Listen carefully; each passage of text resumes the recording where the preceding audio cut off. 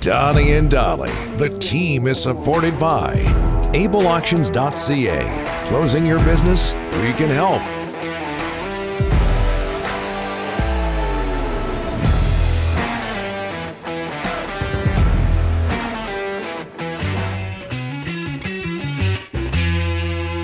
Hartigan update coming in a matter of moments. Today's guest, including Jeff Patterson, standing by to talk Canucks and Ducks, brought to you by Optic Foliar. The only lights-on spray with no damage and no burning to your plant leaves, plant efficiency, nutrition, and results, all combined into a single solution for all stages of growth and safe to use on flowers. Spray it, see it, believe it. That's Optic Foliar. Visit this Made in BC company online at opticfoliar.ca. When you said Hartigan, I was thinking a D, but it's Mark Hartigan with a T. Yeah, but we pronounced it back in the day Hartigan. Okay, but he did play 102 NHL games. That's right. And That's right. I know. I covered the kid when he was playing Pee Wee Bantam and Midget. He Donnie, played with Columbus, Detroit, yes, Anaheim. I know the kid. I know the kid. Atlanta, but at the top of his DB page, bang on, 95, 96, he played for the Fort St. John Huskies. That's it. And you guys make fun of me, rip into me and all that stuff, and there's the facts right there.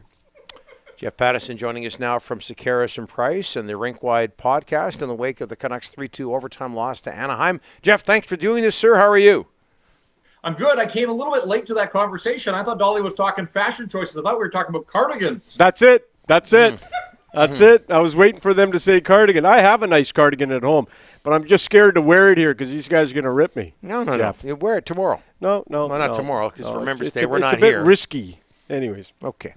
So the Ducks defeat the Canucks 3-2 in overtime. The Canucks, Jeff, seemed pleased with what went on other than the result. They did get a point. What did you see? I feel like I watched that game every night on this homestand. What a bizarre homestand. They go 2-4-1. They finished better than they started, obviously. They had 3 outright losses to begin, and they pick up points in the last 2, but 5 one-goal losses. All of their losses were by 1 goal, and it just underscores how bad the penalty kill has been, that if they could have tidied that up at all, if the power play, aside from the Dallas night, had been a little bit better, 1 goal here, 1 goal there, and it probably could have been a 4-2-1 homestand for the Canucks. Unfortunately, the numbers are what they are, and there are still areas of weakness in their game, but I do think they played well. I think both things are possible here, that they played well last night, but it also sort of rings hollow as a moral victory because they're behind the 8 ball. Everybody around them is already putting together these great win streaks. Everybody in the division, it feels like, has gone on some kind of run already. And when you fall behind the pack, you're going to have to do it yourself. And yet they only have the consecutive wins once this season, and that was in Chicago and in Seattle to wrap up that 6-game road trip to start the year. But what I did like, Donnie, last night was you're down 2-0 with 6.5 to go, and you salvage something.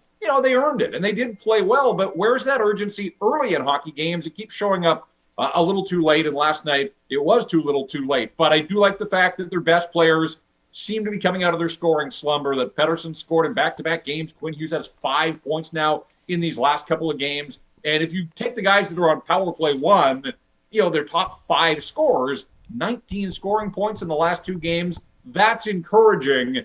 But it, again, just underscores what a goal here or a goal there and all those 1-goal losses might have done for them. Well, doesn't matter now. Those games are in the books, and they can only look forward and try to get some results here out on this road trip. Winning faceoffs might be or probably will be the answer, but solutions to the penalty kill, which is ranked 31st right now. Yeah, and there's nobody riding in on a white knight, or no white knights riding in on a horse. I don't think you're riding anyways. We won't go there. You sound like Dollywall. But Tyler Mott's coming. Tyler Mott, he's on this road trip. He may make his season debut. He'll help, but it does start at center ice. And we saw the extremes last night that Bo Horvat had to take 30 faceoffs, and he won 21 of them. He was heroic in the faceoff circle. He plays 26 minutes, 10.5 in the third period alone. But that's how desperate they are that, Jason Dickinson essentially no longer takes faceoffs. Elias Pettersson barely takes faceoffs. It's down to Miller and Horvat. They're essentially a 2-center team. And without Brandon Sutter, they're all lefties. We know that in the National Hockey League, other teams get to pick which side they want to start the power play on. Well, they're getting to pick their side. They're putting their best players out there, and it is causing all kinds of problems for the Vancouver Canucks. It is a mystery how Jason Dickinson, who is a natural center and has been at this for a while, and he's a big enough guy, you'd think he'd be able to just win some on brute force alone and tie up the opposing center, but his faceoff, it's come to this point now where they barely are allowing him to take faceoffs at any point in the game or at any position on the ice. So it's going to be on him to improve that. I do wonder if at some point, if they think they're going to be a playoff team, are they going to have to address the lack of right-handed centers? Because it's not just in the NHL, it's the American Hockey League level. The organization really was starting this season with Brandon Sutter, and we know that he's not part of what they've got going on, although I see him around the rink all the time. I had a good chat with him the other night. He hasn't been on skates since the first week of September. We're now approaching the middle of November. So if people are hoping that he's imminent in terms of return, I think that they're being really cautious with this player at this stage of his career after what he has been through. So the idea of trotting out 4 left-handed centers on a nightly basis, it's not working. And I do wonder if at some point they're going to have to part with assets to address that via trade. Jeff, 5 points out of 14 on the homestand. Let's be honest, that's not good. It's not good enough. But this homestand was a coming out party for Vasily Podkolzin. And again, last night, 13 minutes, backed up by 14 minutes in the game previous. What are you seeing from him that you like? Obviously, he's turning the corner.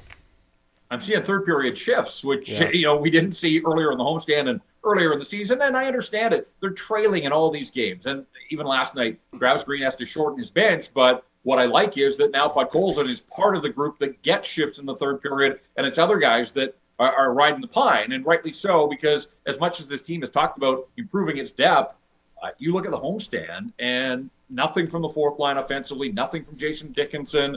Garland had his moments, but he didn't score on the homestand. Pearson didn't score on the homestand. So, they are leaning heavily on their top-end guys, but Podkolzin's working his way into that conversation. He got third-period shifts with Horvat and Garland. That's a really intriguing line for me. He's looking confident. And look at all 3 of his goals, Rick. I mean, big-time, big league snipes. And talking to other guys around the Canucks, other teammates, they're sitting up and taking notice that this shot is NHL ready. So it's always fun to watch a guy gain confidence and start to play like he belongs. And I think now that the Canucks are 13 games in, he was healthy scratch twice. So he's played 11 NHL games, got 3 goals to show for it. And he's just looking like a better player on a nightly basis. So, career high in ice time 2 nights ago, came close to matching it last night. We are starting to see the leash lengthen a little bit from the head coach to this young player. And quickly, Jeff, what did the Ducks, what did John Gibson show you last night? They're off to a good start. Boy, the idea of the Canucks getting 2 when it was 2-0 just seemed like a monumental ask, given how well he was playing. He's a big goaltender, as so many of them are today, but positionally sound, just this economy of motion. He didn't look like he was going to give up anything. And so credit again to the Canucks for chipping away. It's the old cliches on the Miller shot. There's guys in front of the net taking the goalie's eyes away, but he looked terrific. I went to the rink last night. I knew in the daytime that Halak was going to start, but I was hoping we were going to see the 2 Americans, Demko and Gibson, and 2 guys that absolutely could be wearing stars and stripes at the Olympics in February. We'll probably get that matchup maybe as early as Sunday when they meet again down on the pond. But man, John Gibson was terrific, and he plays a clean game, not like Yaro Halak, the goon out there taking penalties. No kidding. Controversial ones at that. Jeff, thanks so much for this. Appreciate it. All right, guys. Thank you. We'll talk to Jeff next Wednesday. And Jeff had himself, like we all did, a good time at the 1040 reunion